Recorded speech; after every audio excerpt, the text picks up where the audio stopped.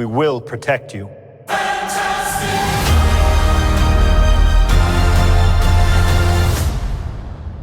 So this bombed horribly. No one saw this but me. And then Fox bought this movie. Disney buys Fox, and I think before that happened, I think Fox were of course going to do another reboot, so they can keep the rights. But I think they were going to do a Doctor Doom spin-off. Or a Doctor Doom solo film. Oh. Which I don't really know what you could do with that. I think Viggo Mortensen was an amazing choice for Doctor Doom. So is Jude Law. Jude Law was also one of the people considered. But I feel like Doom, like if you're gonna make a solo Doom movie, make it about how it's his rise to power in Latveria. I feel like that would be like a good thing. I think that's, maybe that's what the movie would have been, I think. Probably, yeah. All that got scrapped with, the Fox-Disney merger. Like, how Deadpool 3 was originally just going to be, like, X-Force. Deadpool 3 was originally going to be a Christmas movie. I don't know. Well, I mean, they made it was originally going to be a Christmas movie. Oh, I didn't know that. I mean, I know... Yeah, that... Okay. They made Once Upon a Deadpool. Yeah, I was talking about Once Upon a Deadpool. Oh, I never saw it. It was not that good. I know Fred Savage was in it. But speaking of Deadpool 2... Deadpool 3, yeah. Deadpool 2... Chris Evans was going to cameo in that one as Johnny Storm. During the audition scene. It was going to, like... It was sort of like how Deadpool 3, like, Deadpool thought that was Captain America. So when Chris Evans comes in, he thinks Captain America's auditioning, and he's like, yes, yes! And then it reveals that he's Johnny Storm. And then he's like, get out of here. But I think it was better that they did it in Deadpool 3. Considering Deadpool 3 was supposed to be a love letter to the Fox movies. Yeah, that and Deadpool 2 also came out, like, very shortly after Infinity War. And, like, Chris Evans was still, like, Captain America at that point. So I think having that cameo would have been a bit much. I think Deadpool and Wolverine was, like, perfect timing with that cameo. But then, like, we got Doctor Strange in the Multiverse of Madness. We had, John Krasinski played Reed Richards. Because that's what I want. That's what I wanted. That's what I also want. I want John. Not just him, not just Krasinski. I also wanted his wife. I wanted Emily Blunt. Because it makes sense. It really makes sense that, you would want it. You would want it to be like, because like this is the 4th iteration of the Fantastic Four that you would be doing, and so a way to make it feel fresh is to actually get an actual husband and wife to play Reed and Sue. So I think John Krasinski and Emily Blunt would have been amazing because of them. I think their chemistry would have been great. Especially with the Quiet Place movies. Oh yeah, those are really good movies. Mainly the first one because he's alive throughout the whole. I think it showed that I think they have great chemistry and I think they would have been great additions to the MCU. Actually, I think Emily Blunt was supposed to be Black Widow in Iron Man 2. She was supposed to be, but then she had to drop out of it because of a contract she had. Yeah, with Gulliver's Travel. Gulliver's Travels, I think it was. Yeah, people hate that movie. It was alright. I've never seen it, but people hate that movie. It's like people hate that movie. Even Emily Blunt says that she hated that she had to drop out, that she had to reject the role of Black Widow because of that contract. She hated it. Well, yeah, because those movies make a lot of money, and she. Well, I don't know if she would have. I don't know if she would have beat ScarJo for like highest grossing actor or not. But yeah, I mean that's a popular franchise. She definitely kind of missed out on that, and I think she would have been great as Invisible Woman. We'll talk about Vanessa Kirby soon. But I liked the John Krasinski cameo, even though I still really wish we got him as Reed Richards. How did you feel about that cameo? I thought because I saw Multiverse of Madness in theaters. Yeah, me too. Yeah, of course. I saw it and I thought, okay, is this gonna be the Mr. Fantastic of the MCU? Like, well, cool. yeah. Like I would have thought, okay, this could be a cool thing. And then I find out later, no, he's not coming back. And I'm like, there was a good casting right there, and you blew it. Yeah. And then Deadpool 3, like we said, Chris Evans reprised his role as Johnny Storm Chris is more than a sailor. With an even more like a more Brooklyn accent. That was weird. He sounded nothing like he was in the Tim Story movies. You're in the void. Think of it as purgatory. Reed called it a metaphysical junkyard, where anything useless goes before it gets annihilated forever. And where the TVA sends people that don't play nice with the rest of the multiverse. Which leads to be my theory.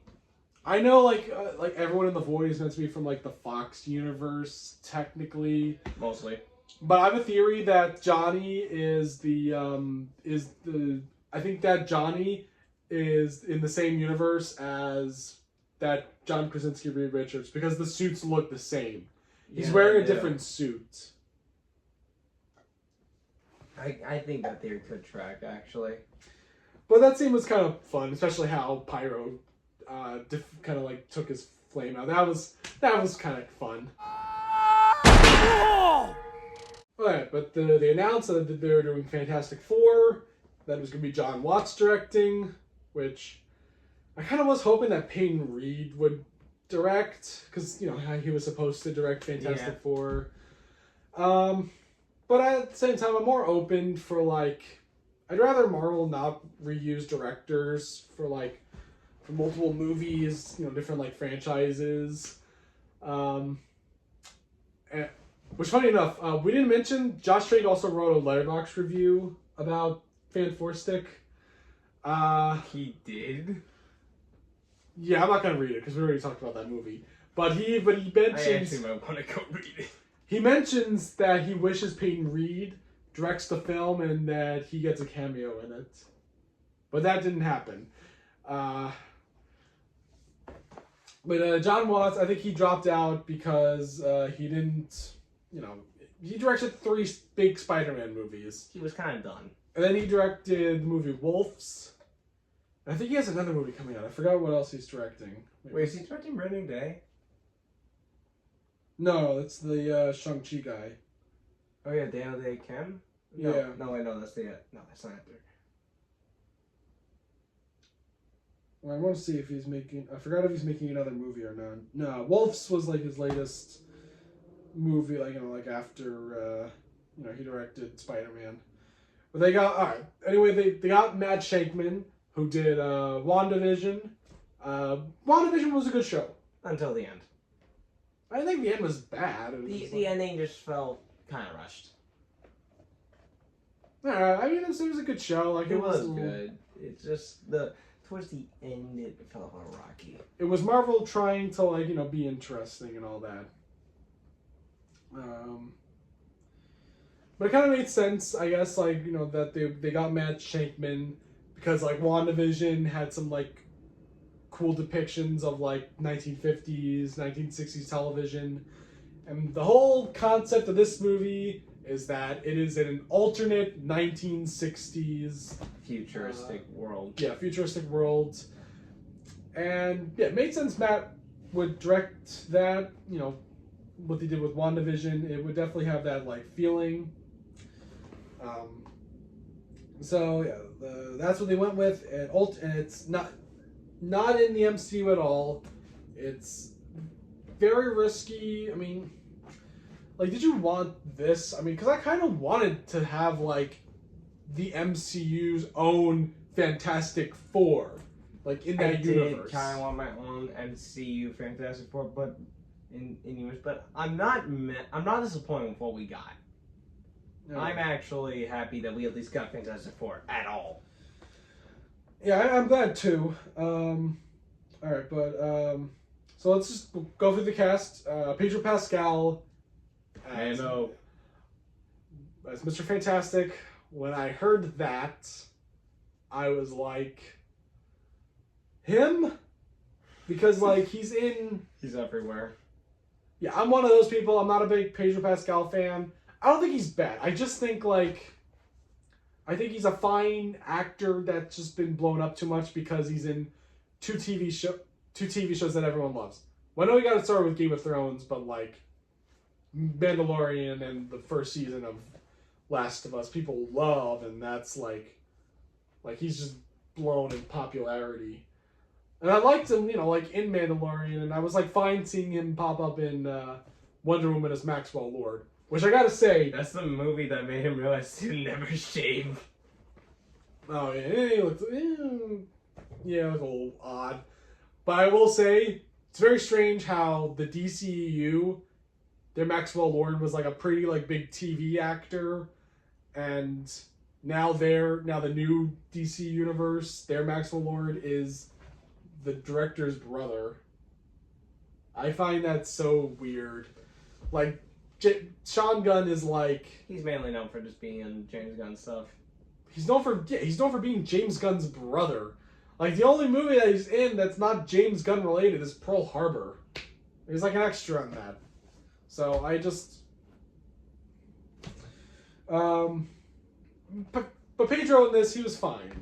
I thought he was a good Reed Richards, even though he's not what I wanted, but... He was fine. That's what I think of Pedro Pascal most of the time. He's a fine, good enough actor. And then you got Vanessa Kirby as Sue Storm. I mainly know Vanessa from Mission Impossible 6 and 7, and then Napoleon. I haven't seen the movie that got her Best Actress nomination, A Piece of a Woman, with like Shia LaBeouf. I haven't seen that one either. I don't think anyone's really seen that. It was like a pandemic movie. Definitely. Well, it got released on Netflix, but I don't really like Netflix, so no one was really watching it. Do you like Sue Storm in this? She's really good in this movie. Yeah, this 100%. It's the best Sue Storm that we have. 100%. It's I think like this. She had a character, and really looks like her. We got the best Sue Storm I really think out of this movie. And then we got Eban Moss Bacharach. Not Bacharach. I am not going to even try. It's like Ben Grimm and the Thing. He's good. I feel like some stuff is like missing with his character, and I don't like the effect on the Thing. I like the look. I thought it looks definitely very much. I get it's comic book accurate, but not even just because it's comic book accurate. It looks like a genuine Rockman. I never really believed like he was there. Also, we should briefly say that the movie doesn't take place within like a few weeks. It takes place like over the course of like 6 months or something. And he like 6 to 7 months. And he like grows a rock beard. Is that from the comics? He can grow a beard in the comics. Oh, that's that's a bit of a stretch. He can grow a beard in the comics, and we know that he can live for like over 1,000 years. I thought that was a stretch. Was that a pun? Don't lie to me. Oh no, I didn't realize it, but I think the beard thing was like bit off, and I don't really believe he's there. I really didn't. Because I think some of the effects in this are a little wonky, and that's just how I think Marvel is getting kind of like. Marvel's been weird with their effects team. They're not like treating them well, apparently. The effects team has been getting overworked. Yeah. I had not seen The Bear. That's what he's popular from. He's in the Royal Tenenbaums. I haven't seen the Royal Tenenbaums. It's very good, but he's got like a very like minor, he's like an extra practically in that movie. Another movie I saw that he was in. He's in a film called Mona Lisa Smiles. Mona Lisa Smiles? It's like it actually stars like a lot of actor like a lot of actresses and such. Oh, he's in another comic book related movie called American Splendor with Paul Giamatti. Yeah, here it's like it's comic book related. He's also in a movie called No Hard Feelings with Jennifer Lawrence. Oh yeah, she got like a Best Actress in a comedy musical at the Golden Globes for that film. Have you heard of that movie, No Hard Feelings? I heard about it. I haven't seen it. All right. Yeah, Joseph Quinn, who's also with Pedro Pascal in the terrible sequel Gladiator 2. He's Johnny Storm. A big thing leading up to it, they said that Johnny Storm's not going to be a ladies' man, and well, he's not much of one. This is what I thought they were doing, because Disney, Sue when they're gearing up in the footage of them gearing up for the space travel, because they do a cool thing where in this universe, Neil Armstrong, Buzz Aldrin did not go to space. It was them who went to space first. Sue says to the camera, "Oh, Johnny, he's single. You girl, he's single, girls." ladies. And Johnny gives off a look like he's not interested in that, which is where I thought they were indicating that Johnny was gay. Because Disney were indicating that he was gay. Yeah, I thought because Disney are they gonna do that? But I guess in this he's just not I don't know. He just doesn't want shallow girls or something. Because in this he's movie, not focused on women. Yeah. Until he meets Silver Surfer. Yeah, because we haven't. Yeah, because that kind of leads us to the next person. It's Julie Gardner. We have Julie Gardner as Silver Surfer. Shella Ball, not Norrin Rad. Yes, Norrin Rad. I'm gonna kill you. That's how the name comes out to me. It's Norrin Rad, because he's a surfer. I know it's a comic book character, but I kind of just wanted Doug Jones. And one of the things that disappoint me is that they didn't acknowledge Norrin at all. Yeah, they didn't. Are they married in the comics? Yes, they are married in the comics. So there could be a Norrin Rad in this. There could be. I was disappointed that they didn't show at least some kind of indication that there was a Norrin Rad. Because we know she has a kid. But she's big from, the Ozark, which I didn't mention, the cast is kind of, I don't know about, similar to, the Tim Story film. I think it was just Michael Chiklis who was a big TV actor, but yeah, Pedro Pascal, Mandalorian, Last of Us, and also Game of Thrones. I know he's popular from that. But I mentioned that already. Yeah, Ibn Moss is big from The Bear. I don't know if Vanessa Kirby's on The Crown. I didn't watch The Crown. So. I don't know. Well, I don't know what TV shows he's from, but then Joseph Quinn is Stranger Things. That's what he's big from. And then Julie Gardner's big from The Ozark. And then the next person to mention, you have Natasha Lyonne, who was in this movie. But this is the part where we get to where we gotta mention how this movie was definitely edited down. I think it was originally 2 hours and 27. I think they said. 2 hours 25, I think. I don't know, but this movie got edited heavily down because she's Ben Grimm's love interest in this movie. Not Alicia, because I guess Disney doesn't like blind people or something. I don't know what that's about.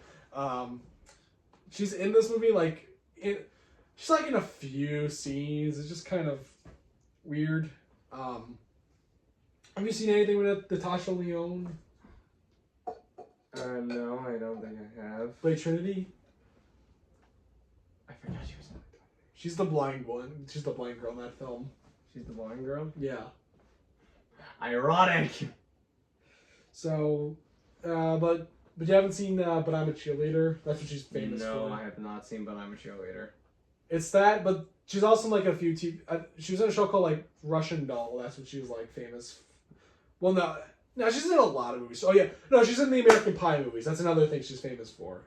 I think she's in all the American Pie movies. Have you ever seen American Pie? I've only seen the first one. People in Gen Z, they say that it does not hold up at all. It's offensive. As usual, that's what they say. I don't think it's too bad. That's just personally me. There are definitely some things that don't age well, but Is it funny though? I still think it's pretty funny. Okay, I have not seen any of the American. I still think Pie it's movies. decently funny. I'm not gonna. You have Paul Walter Hauser as the Mole Man, another character that I feel like was cut down. We had a little more of him, but I mean his moments were. I thought he was like fun. I would have actually liked to see more of him.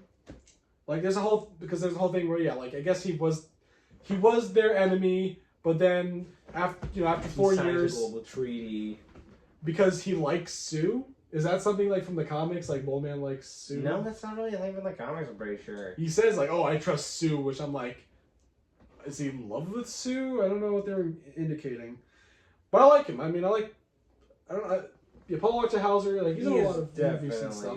Really good as the Mole Man. Yeah, I liked his comedy. It's the first time we actually had the Mole Man. Then you have Ralph Ineson as. But I'm sorry, I hate to cut you off, but where's my favorite Fantastic Four villain, the Jeweler? Oh, where's the Jeweler? Or Disney?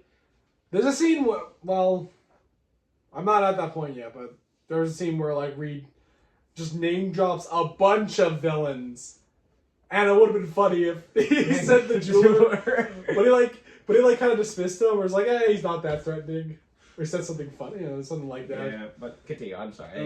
Yeah, sorry. You got Ralph Ineson, who I always think of him as being the UK Todd Packer from The Office UK, and then from like being in like Robert Eggers stuff. And he's Galactus. He's very good in it. My whole problem with this is that I don't want Galactus to just be like a one-off villain in this. I want him to come back in Secret Wars. Probably not Doomsday, but hopefully Secret Wars. Well, I'm pretty sure Secret Wars is also possibly going to be the reset button. So maybe Galactus could have some kind of impact on that. Yeah. Because they don't kill him off in this movie. They kind of send him somewhere else. Probably also mention spoilers. Yeah. There's definitely going to be spoilers for this. I'm going to put it in the beginning, but I think... But, I don't want them to, like, make him in one movie. Because I feel like Galactus should be a big character that... But here's the thing, though. Galactus is honestly more of just a Fantastic Four villain. Sure, he's fought the Avengers before, but it's like... He's not, like, say, on the same level of a villain. Right? It's like, say, Thanos. Kang, even, despite how he was handled in the MCU. Ooh, Dr. Doom... While he is, yes, originally a Fantastic Four villain, he arguably is also transcended into being more of us an Avengers-style villain. Yeah, I mean, I think, but no, in my opinion, like, the dream movie would be the Avengers, X-Men, and Fantastic Four going up against Galactus. That's, like, to me, that's the dream movie. So we're just doing Marvel vs. Capcom 3, but without the Capcom stuff.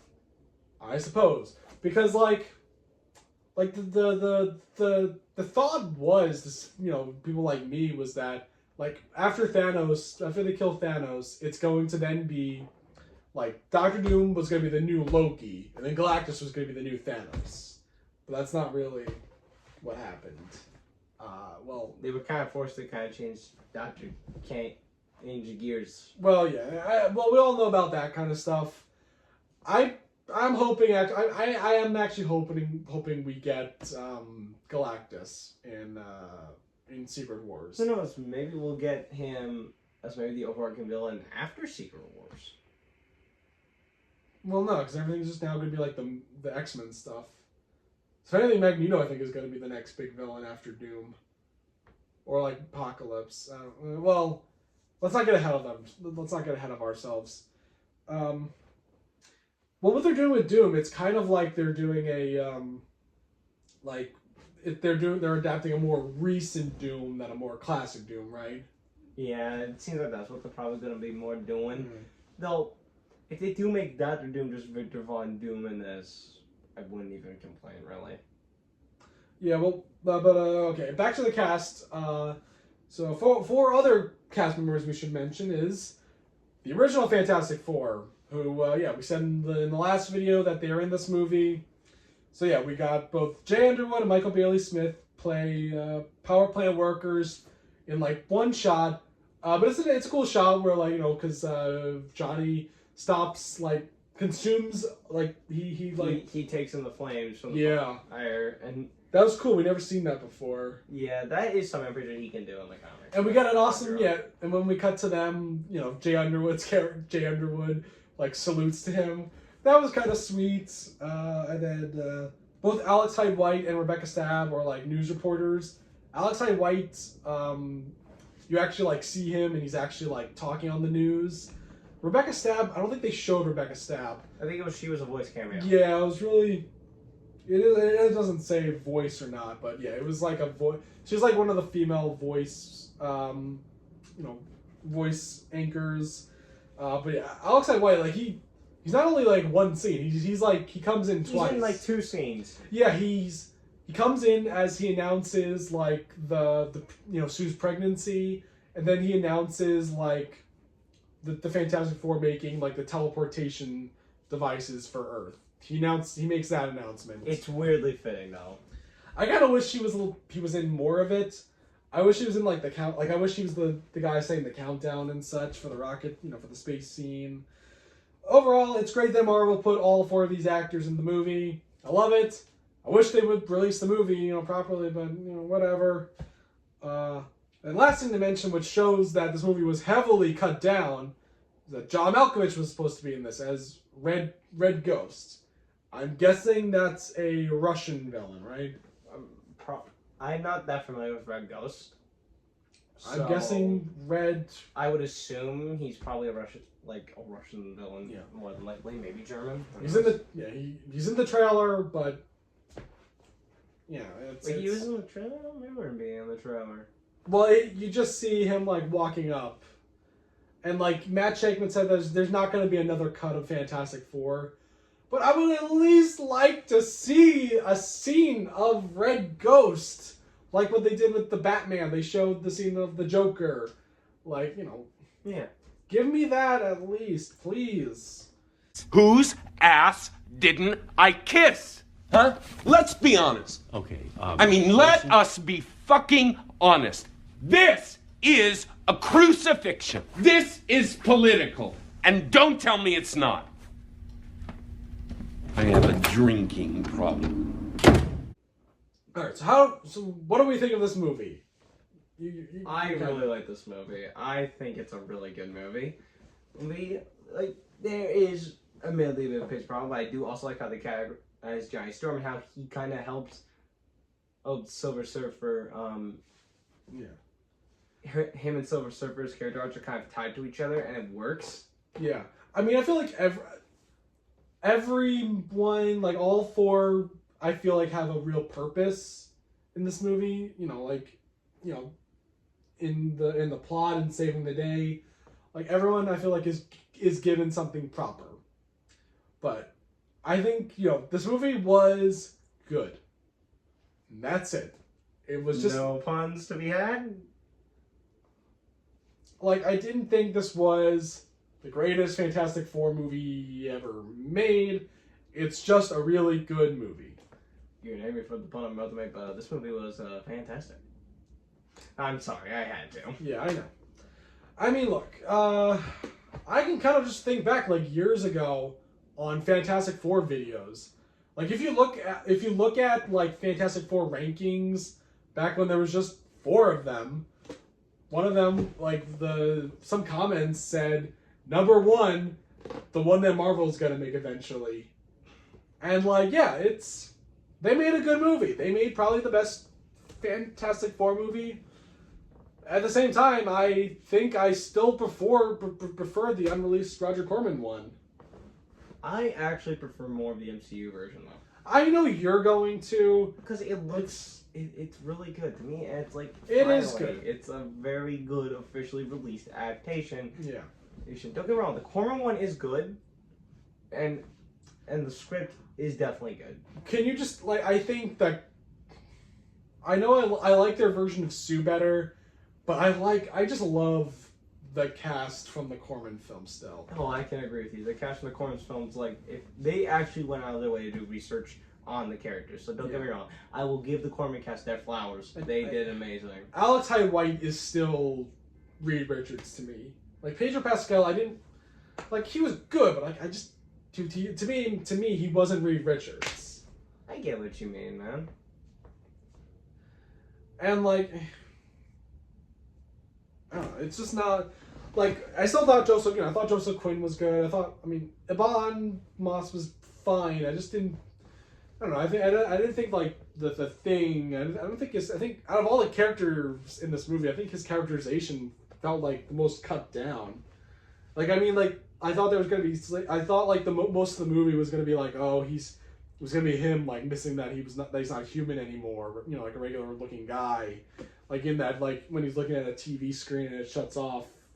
I thought that was gonna be something pretty like that was gonna be the movie, but it's really just one scene and he's just kind of into a school teacher and that's it. And before you ask, yes, that has happened in the comics before.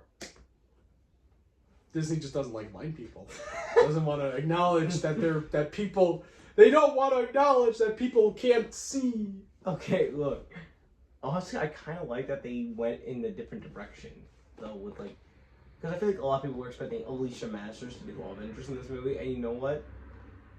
Let them not fall into that trap. I kind of like. Yeah, but there wasn't an Alicia Masters in this film. I forgot about that, honestly. I mean, maybe she would have been the sequel. I don't know. Maybe she would have been working at that. Oh yeah, because that's how this movie ends. They're not even in New York City at the end. They're just in some base. I don't know, in like the Midwest or something. No, not Midwest. I don't know, somewhere up north. I think they were upstate, right? Weren't they upstate? I don't know if they said upstate. It was just. There's not a city. It was so stupid.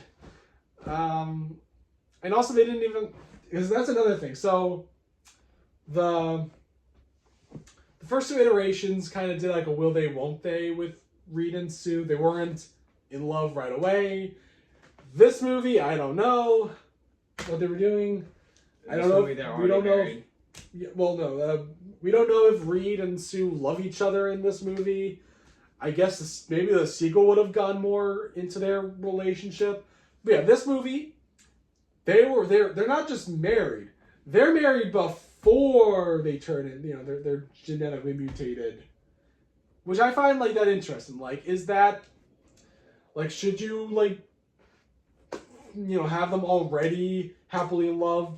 Should you all also like introduce Franklin Richards? Well, because like this movie takes place like what? I'm pretty sure they say it takes place like 4 years after they get their powers. Yeah. Or so. I mean, at this point, I would probably. And there comes more on each other. I feel like. And they even say they've been trying for like, what, 2 years? They were trying for like 2 years? I think so. I mean, overall, this movie took the Batman round and just set it in a separate universe and not do any origin stuff. Which, I mean, I'm fine, for the fourth time or. Well, there's idiots who don't want to recognize the Roger Corman film because it wasn't released, so it should be recognized. So, I hate that. Don't you? I hate that too. Yeah. Release the Corman film. Deal with Disney. Like people are just not people are not recognizing it, like just because it wasn't because it was unreleased. Even though you could watch the movie for free on YouTube. Well, okay, no, that there is an issue though. I think it's not even the movie that I watched. I think you also watched too. It's gone. They've taken it down. You got to be kidding me. They took it down, I think, but you can watch it on Internet Archives. But I hate that people are not that they don't want to recognize because I'm seeing rankings of they don't count. Some rankings don't count the Roger Corman one. And when they're doing individual character rankings, like when they're ranking Reed Richards, they're not even counting Alex Hyde White, even though he's the best one. So, yeah. But yeah, I mean we've kind of been just going off course for a lot of this review. This might be another 2-part review. I don't know what's going on. We'll figure that out. I'll find out when I edit this. But yeah, I like this movie. I mean, for the start of Phase 6 because. Oh yeah, this is the start of Phase 6. And it's not. And it's not even in the MCU. It's just a very. I thought it was a very good movie, and that was it. There was just nothing else to it. Like, I loved everything you probably loved. I loved the characterization. That was probably the best part, even though most of it feels obviously cut down. There were fun comedy moments. The production design is actually really good. I think the Oscars should give this some awards, for its production, costume design, some effects. Like, I think the effects that work are the effects that, like, are really good. Like, Galactus, I think. Okay, so what do you thought sound like House of the Silver Lakes in the movie? Oh, actually, no, I don't really. There's in the trailer, I thought she looked terrible, the effects wise, but I think it's like hit or miss in the movie. But overall, I kind of just wanted Doug Jones. That's what I wanted. I get it. You want Norrin Rad. I wanted Norrin Rad. That's like, it's the coolest looking thing ever. But yeah, that's just kind of like how Marvel is just felt right now. It's just like the movies are they're good or just kind of forgettable. Like, quickly, like what did you like Captain America Brave New World? It was alright. Like, I thought it was a popcorn movie. It was fun. it's definitely a popcorn movie. It's just that it felt very predictable. Yeah, a Even little with the bit. post-credit scene, everybody knew it was kind of already guessed what it was going to be.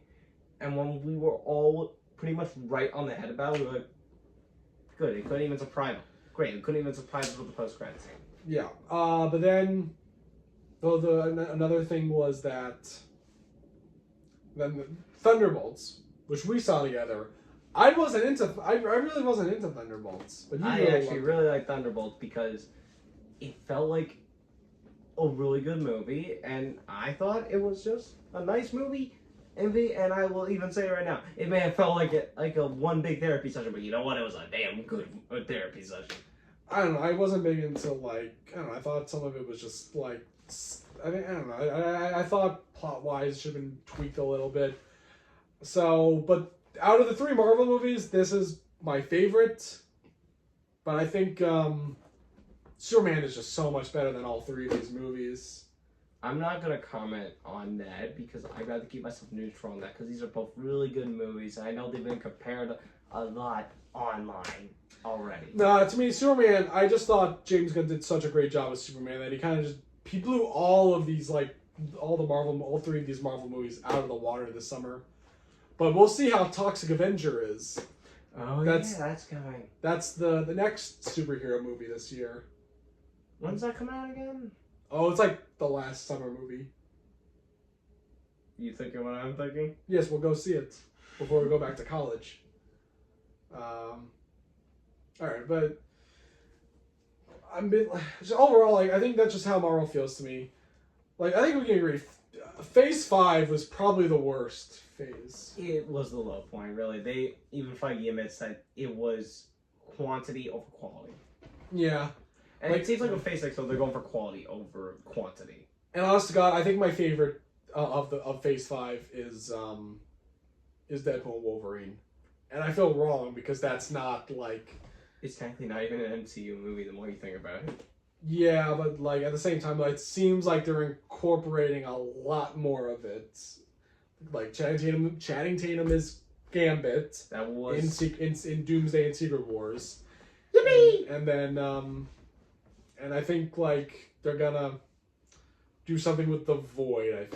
I think there's a theory that I think the Void might be like the planet that they all fight on. No, that's more likely gonna be Battle World, but the Void might contribute to the creation of Battle World. I think that was the theory that was going around.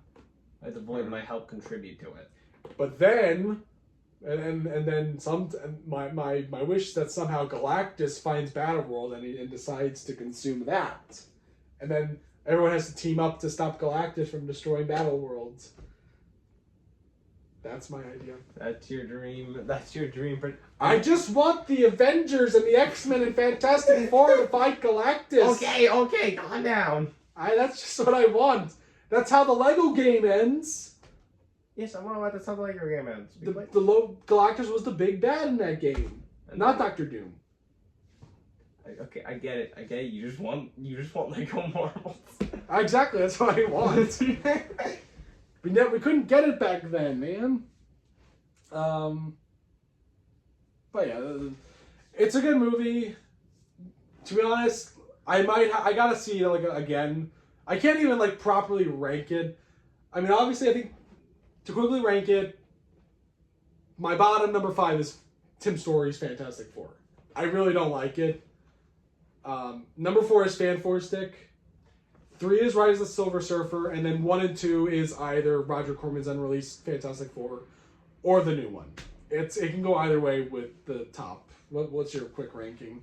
For me, it's number 5 is Fan Four Stick because I don't even want to think about Fan Four Stick.